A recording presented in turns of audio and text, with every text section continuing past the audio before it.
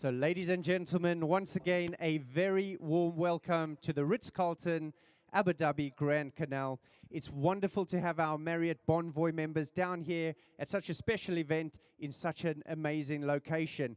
But we're not alone. The 60 of you here this evening, and I said, hey, come down to the front, guys. Don't be shy. We've got a Formula One legend coming up here. Let's get yourselves down to the front. It's not just the 60 we have here today. We're also joined by some Marriott Bonvoy members from all around the world via YouTube and Facebook Live. So a very warm welcome to all of them as well. Now, enough from me. We're going to move towards the main event of the evening. Now, I've been working in Formula One since 2014, and I'm so privileged to have worked with and spoken to this man so many times before. He's been one half of the most successful driver pairing in the entire history of Formula One. He's 10 times a race winner. He is 20 times a pole sitter. Please put your hands together and make a huge noise for Mercedes-AMG Petronas Formula One team driver, Valtteri Bottas.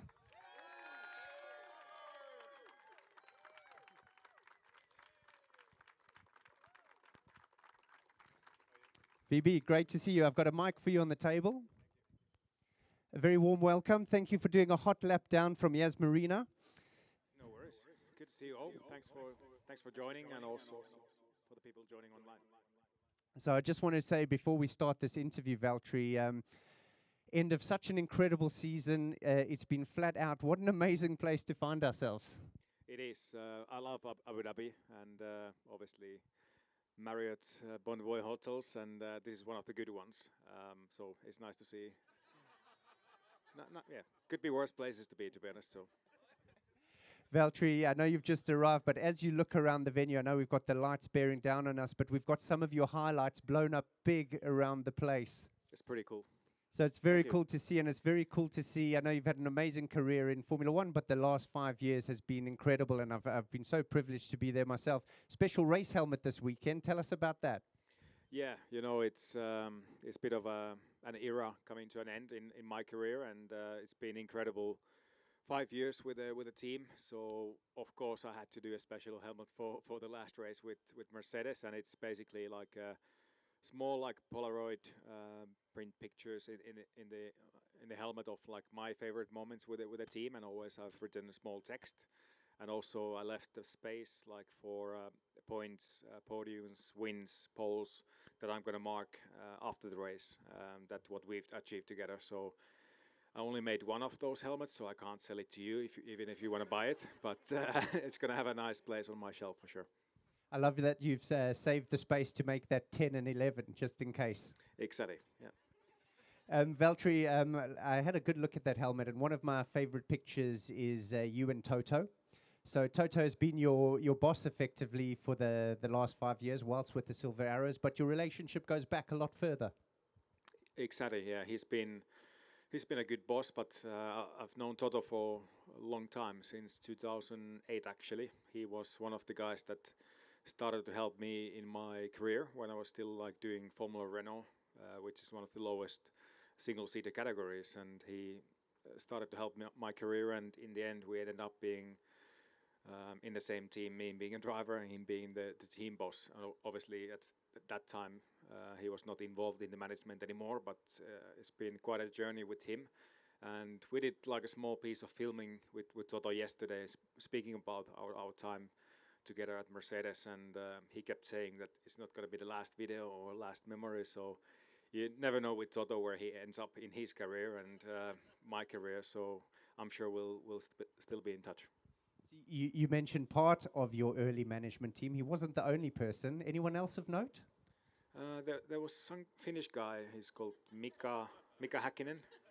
Maybe someone you know, but yeah, I mean he was my childhood hero. So Mika joined, and Mika's old manager as well, whose name is Didier Coton. So it was like a three of the guys started to help me, and here we are. What was it like meeting your childhood hero for the first time? They say never meet your hero, so I mean, I don't need to say more than that. But it was incredible, but not quite like what I saw on TV before. The first time we actually met was back at Williams Martini Racing, as it was called back in the day. And it's an amazing place, an amazing team, and a really sad loss. I'm sure all of our guests here know this evening. A little over a week ago, we said farewell to Frank Williams. And I know tonight it's all about reflecting on your time with Mercedes, but as you were powered by Mercedes, I'd like to get some words on the great man himself. Definitely. I mean, it was really sad. Of course, we all knew that at some point it was going to come. You know, he was getting older, and also he was the longest living person with the same condition, with a spinal injury. So that already was incredible. But still, it was a shock when I heard about it. And I was, I think, 19, 20 years old when I went to the Williams factory, the first Formula One factory that I went to. Williams was looking for a new junior driver, or like a development driver that could do some testing, simulator work. And I went to the simulator. Then I had an interview at the end of the day with Frank in his office, and we had a good chat. And then the week after, he called me, and you're the chosen one, he said. And I started to work with Williams and ended up having a race drive there. So Frank, for me, was really the first guy who gave me the opportunity to get into Formula One. And I remember, like, every day when I was at Williams, always at the end of the day, I always went to have a chat with Frank. Sometimes we would chat just about life, sometimes about motorsport, to the finest details of the technical bits. And sometimes he would just tell me jokes because he had such a good sense of humor. And so I've only got really great memories with him. He lived and breathed racing, and we sadly missed in the sport. But I just have to say, you must have really impressed in the simulator that day.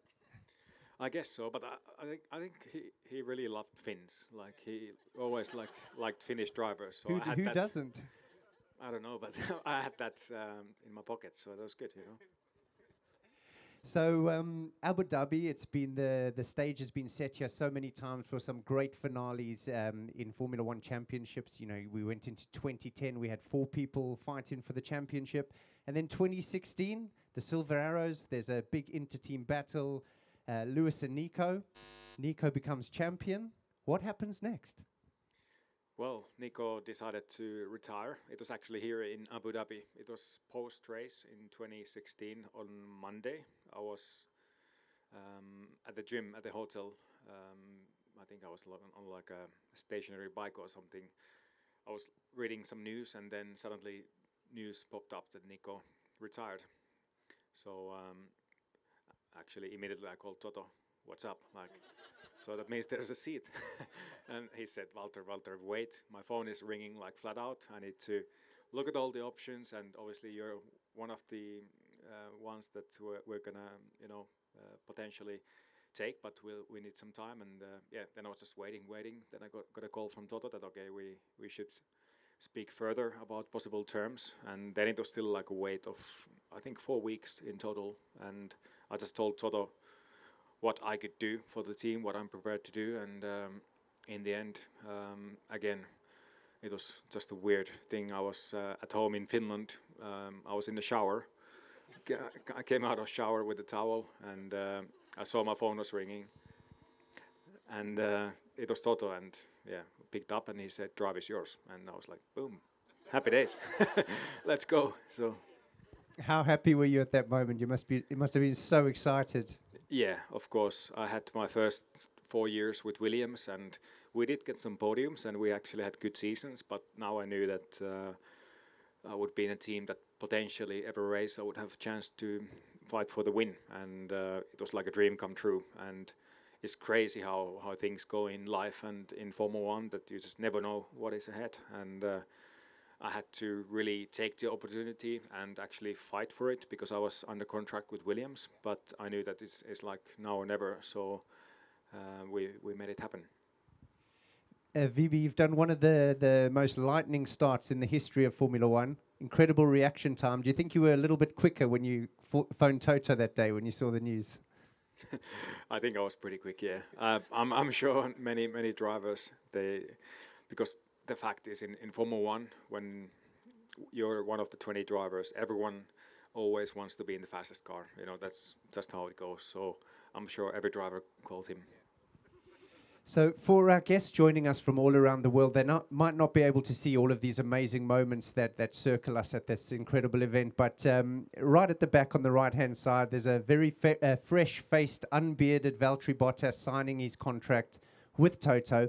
Just want to get your experience, from Williams, who is a really renowned race team. When you turned up at Mercedes across two factories, were you impressed with what you saw behind the scenes?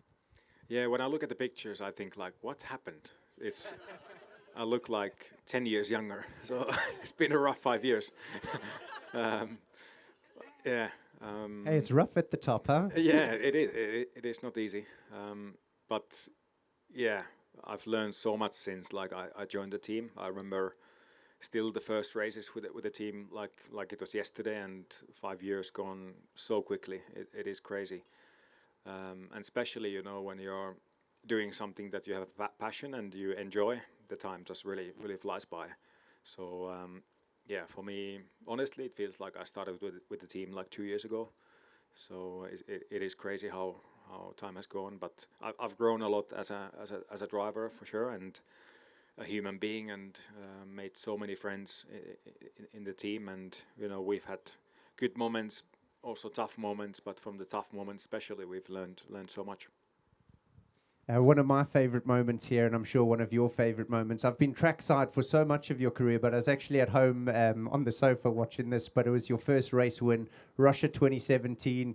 It wasn't easy at the end. It was really tense. I think I almost made a hole in the sofa jumping up and down. Talk us through your day.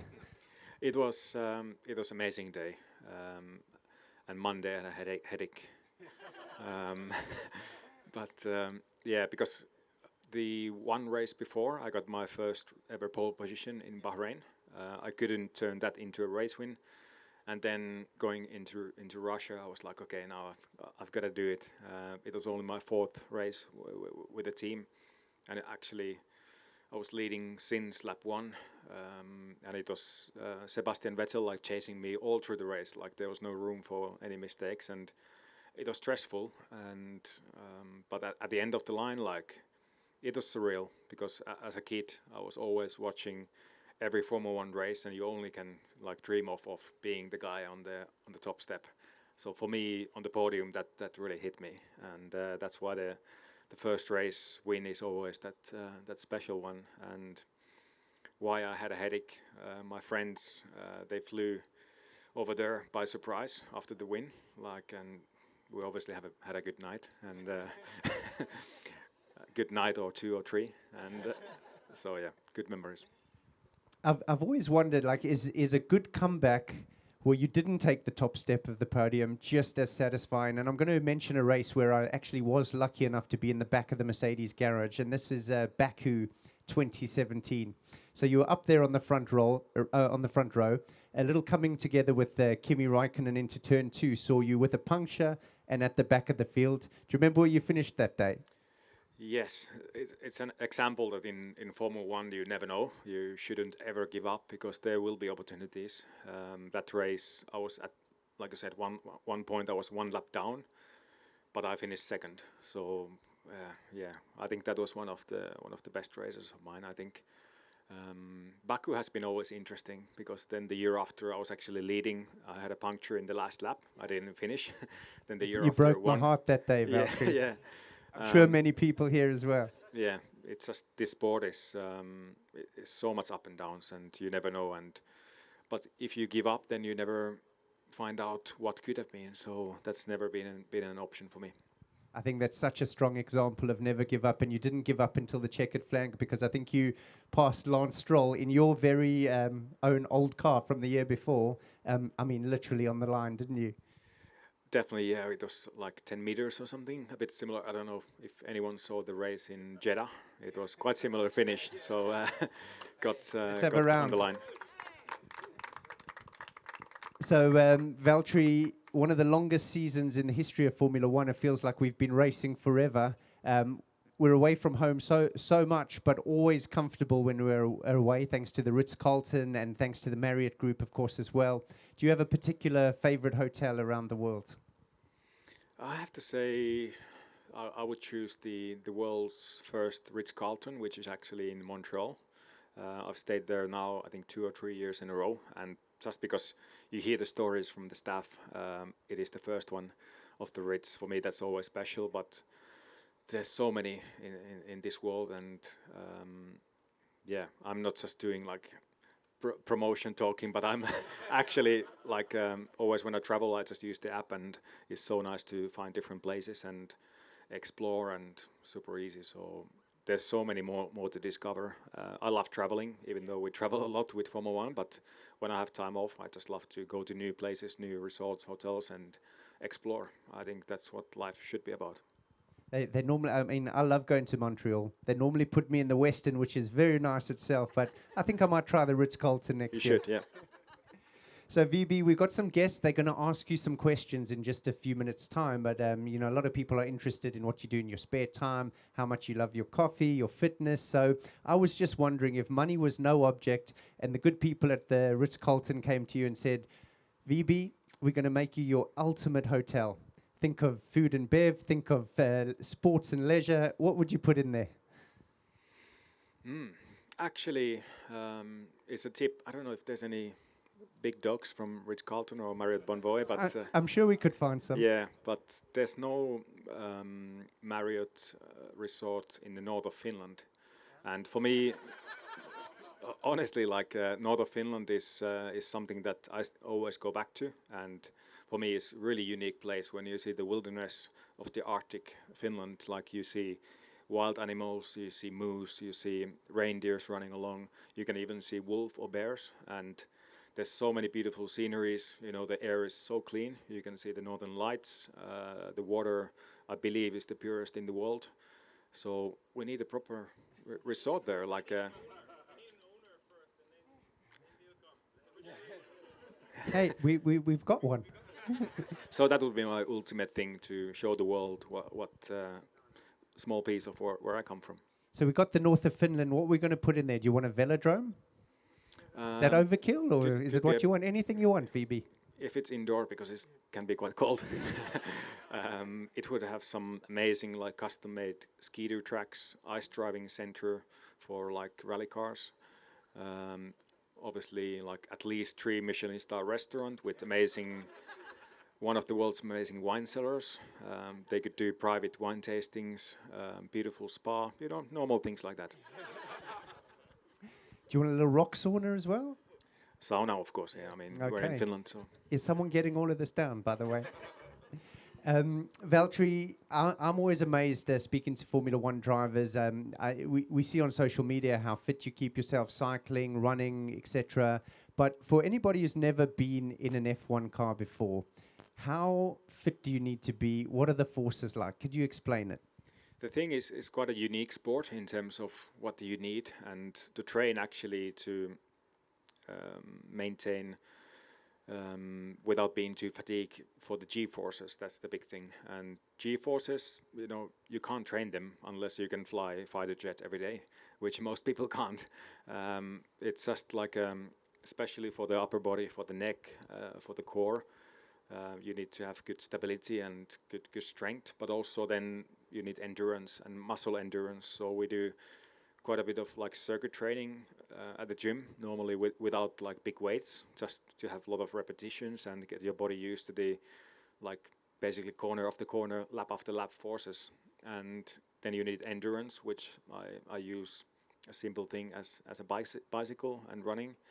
And neck training, it looks weird when you do it like at the gym, but you need it.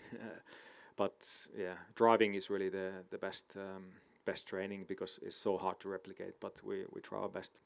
It must be super tricky. Like we finish up the season here, and then you don't drive again until you know Bahrain next year. How difficult is it to do like that first day of testing, jumping back in a car? Normally the first test is painful. Like it really, you get really stiff in places, and you feel physically it's really demanding and hard. But as the season goes on, as long as you take care of your recovery, then your body gets used to it. So the longer you spend out from the car, always the more painful it is to get in the car. So I wish everyone could experience, but it is actually quite hard. But once you get used to it, then you can deal with it. Now, I had a dream come true this week. I got to go around the new circuit, which we'll talk about a little bit later, in a Mercedes-AMG GTR. I couldn't believe the braking forces down into turn 6, but apparently that's nothing compared to F1. What does your body feel like when you brake into a heavy zone like that, and how hard do you actually need to push with your left leg? I would say, yeah, the braking force is one of the most impressive things from like high speeds, how late we can brake. An example here in Abu Dhabi, the first long straight after turn 5, we're going down to the turn 6. I think we're doing 330 kilometers per hour, and we're braking somewhere between 100 meters and 50 meters before the corner, and it's like a tight chicane, so it just stops. And it's basically, I think, 5.5 G forces, which means it feels like you're 5.5 times heavier during that braking, so you feel it, yes. I can't wait to have a go one day. I'll have to have a chat with Toto, see if he can sort it out. So enough from me at the minute. We've got some brilliant guests from Marriott Bonvoy here who are going to ask you some questions. So those guests, if you know who you are, can we invite you up to the front? And we'd like to get some questions going. Also, introduce yourself when you're up here. Hi there, Valtteri. My name's Raj. I'm from London. Should we step a bit closer for this? Sure. Yeah.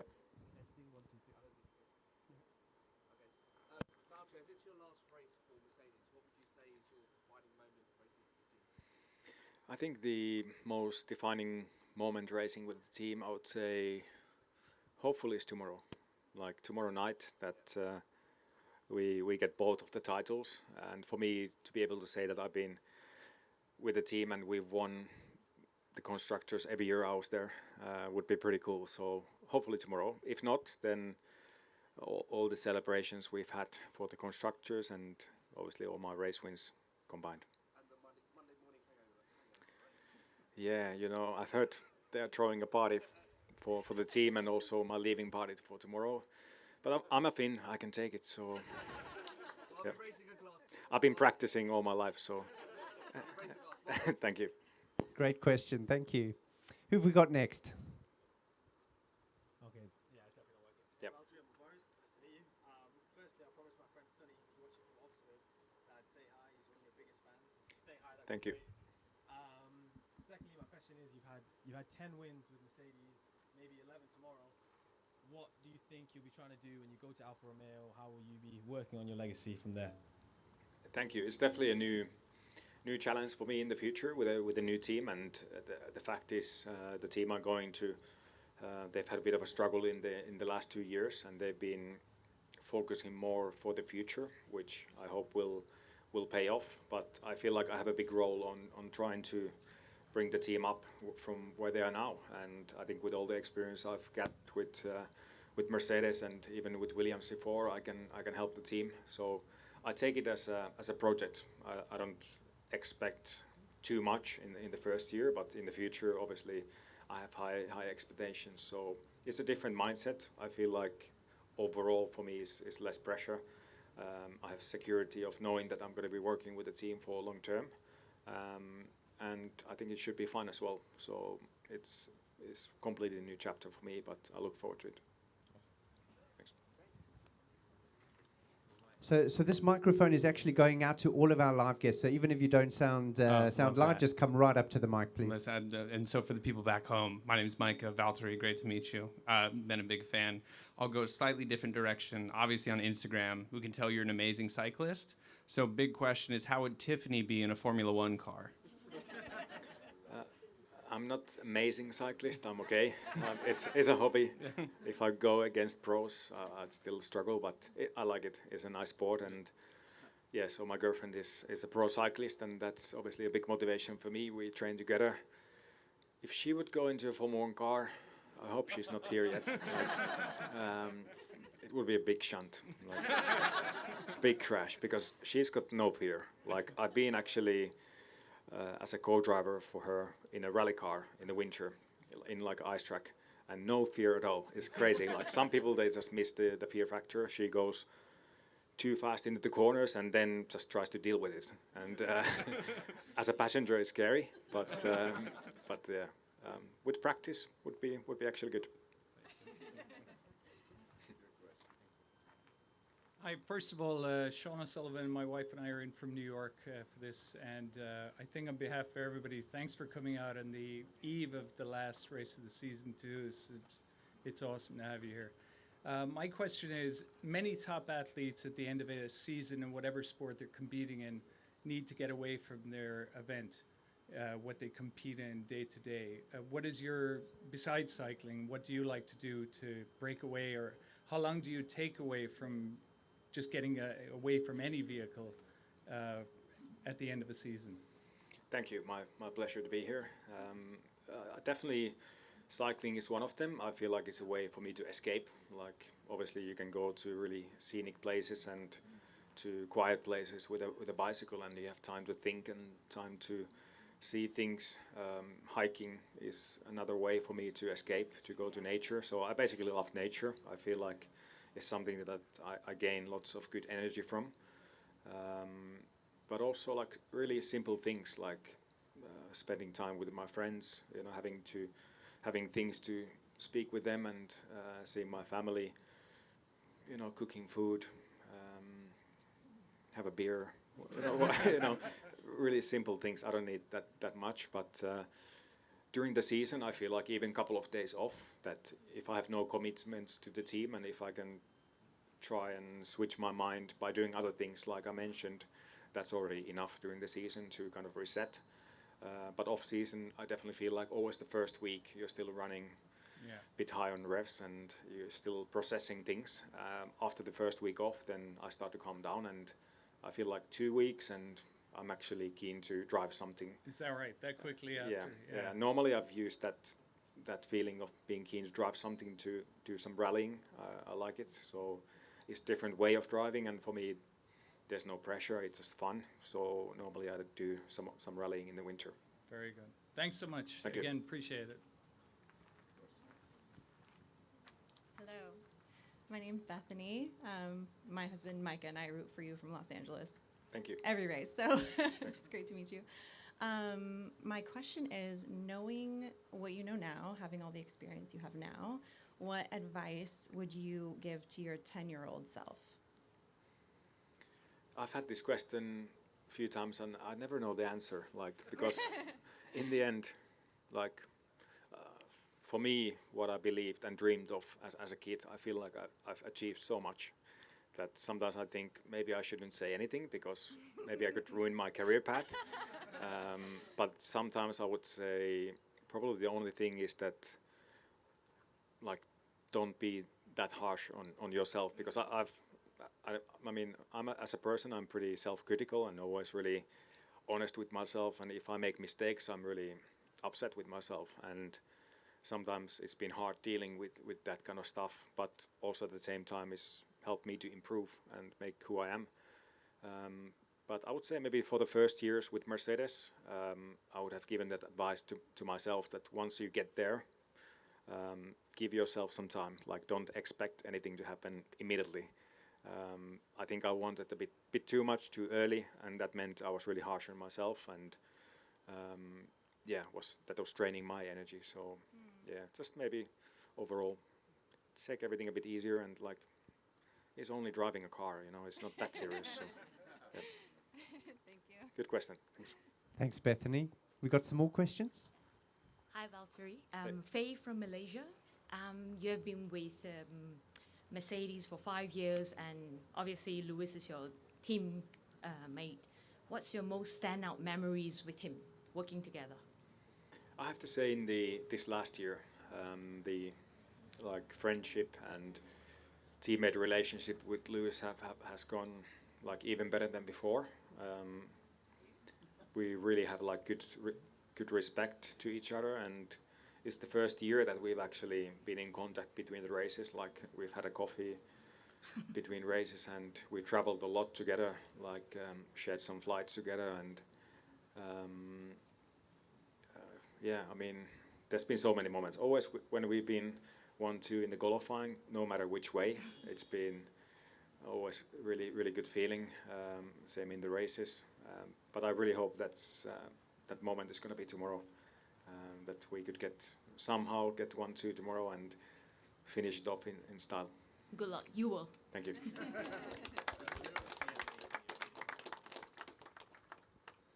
Hi Valtteri, this is Dara Kelleher from Ireland, so long-time fan.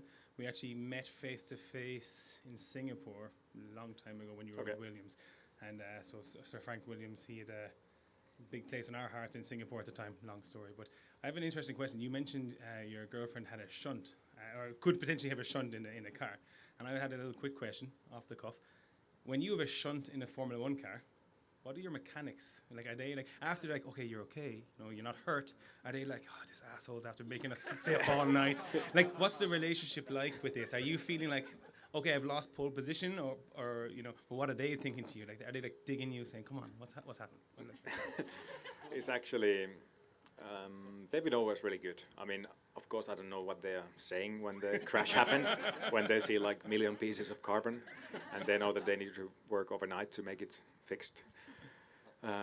But to me, at least, they've been really good. Obviously, they know that the sport is dangerous, and you know, something could potentially happen to the driver. So normally, it's the first thing they check if you're okay. And yeah, when they know I'm okay, then they're like, the car is destroyed, and now we fix it. So it's really good. Well, when you open your hotel in northern Finland, bring them on a nice night out. Bring them some champagne and some wine. And definitely. Take care of I think for all the like mistakes or shunts or the work they've had to do, I own them quite a bit. So definitely we'll try to. Well, best of luck tomorrow. Hope you Thank you. Make some even more memories in history. Let's see if you can get between the two boys. Thanks. So thank you everyone for all of your questions. We're so excited for tomorrow's race. Just a few more from me before we wrap up, VB. So we were just saying earlier how good it is to be back at a real live event after just living in the virtual world. So you know, I was there. I flew to Melbourne 2020, and then Formula One just stopped. None of us knew when we were going to go racing again. Then finally, what a season underway. And it just so this wasn't on my list of questions, but look at this picture over here, Austria 2020. Came back with a bang. Yeah, it was long, unexpected break when the pandemic started, and it was like few months of not racing, and or maybe even almost 6 months from the last race. And obviously, whatever I did in the break worked because I won the first race. I went to Finland, and one of the main reasons was because I thought, okay, it's going to be a long break, so I need to try and drive something, and luckily Finland never had a lockdown, so I could do go-karting, I could do rallying every week, so I could at least drive something. So, and it worked for me. So, and also good to, you know, enjoy outdoors, and it was an incredible time, I'm sure, for many of you to realize that actually in life there's so much more than just work. Like actually you don't need to be going place to places, and you can actually enjoy being in one place for a while. So. Building relationships is so important in life, in sport, in everything. I know you've been working with Antti very closely since long before Formula One, but everyone probably notices who's a big fan and listens to the team radio. You and Ricky have formed a strong bond. For those who don't know, Valtteri's senior race engineer. Is it going to be hard working apart now, or are you going to try sneak him off with you? You know, Mercedes, they're so good with the contracts, so nobody can leave really. So there's like a long lead time if you want to take somebody, so it's almost impossible. But yeah, as a driver, always the race engineer, he's like that person you really have to trust, and he's the main point of communication during the race. So we've had a good few years, and we actually all had a nice dinner together on Wednesday, and yeah, just tried to get everyone together and remember some of the things that we've done, and gather some good positive energy for this weekend. But there's so many people in the team for sure I'm going to miss. So you mentioned this weekend. We have to talk about it. One of the most exciting finales in Formula One history, obviously in the Drivers' Championship, but there's a Constructors' Championship out there to play for, looking for that perfect record. Tough day today, but really big encouragement from Toto on the team radio. You had some things holding you back today. It was not ideal result for me, for sure. Of course, I was trying to hope to get at least in the first or the second row. But yeah, we had small setbacks. We've had small issues this year with the power units, so had to take a precautionary swap of engines to an engine which just doesn't have quite enough power compared to the other one I had.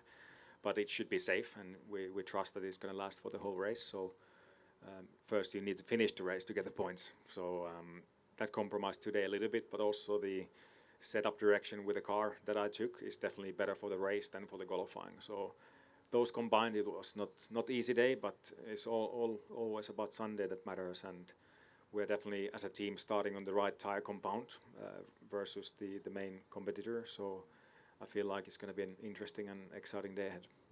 So Max put in a stunning lap today, but we saw that lock up on his mediums. Is that going to cost him in the race? I'm actually quite positive it will, because at least from our good news. Yeah, our numbers, we think that if you start with a soft compound like they have to now, it's quite hard to make like a nice one-stop race. So we start on the medium, so it means we can do longer first stint if we want to. So we have quite a bit wider window and when to stop, and that gives us an advantage for both cars. So. And then finally, I know you love racing through the field, but I know Abu Dhabi in the past has been very difficult to overtake around. We've got some new circuit changes. Does that change things up a little bit? It is better now. Like definitely the changes in the track, it has made it a bit more flowing. And there's some really couple of wide corners, which just creates more opportunities. So I feel like the racing should be better than before. So I'm optimistic we can come up. Valtteri, just before we close today, I don't know if you noticed on your way up to the stage, the good people at Marriott Bonvoy, they've nicked a pair of your boots. There they are, ready to go. Yep. I believe they're 2020, signed by yourself. And one lucky guest here in our live audience is going to take those home with them. And you're going to decide who. But I'll make it easy so you don't need to pick them out from the crowd. So everybody on your lanyard today, you should have a number on your pass. And Valtteri, I'm going to ask you to pick a random number between 1 and 60. There's no 77.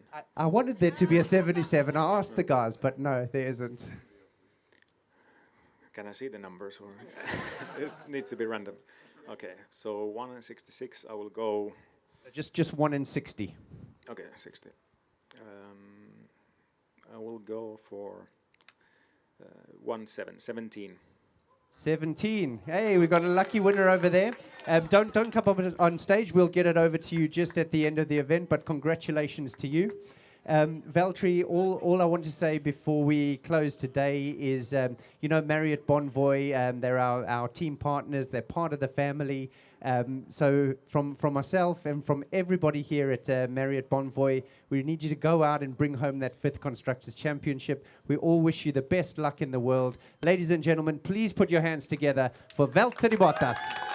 Thank you. Thanks so much. BB, thank you so much. So to everybody here this evening, to all of our guests joining us from all around the world, what an absolute privilege, what an absolute pleasure. Valtteri on the cusp of history, bringing back another Constructors' Championship for the team.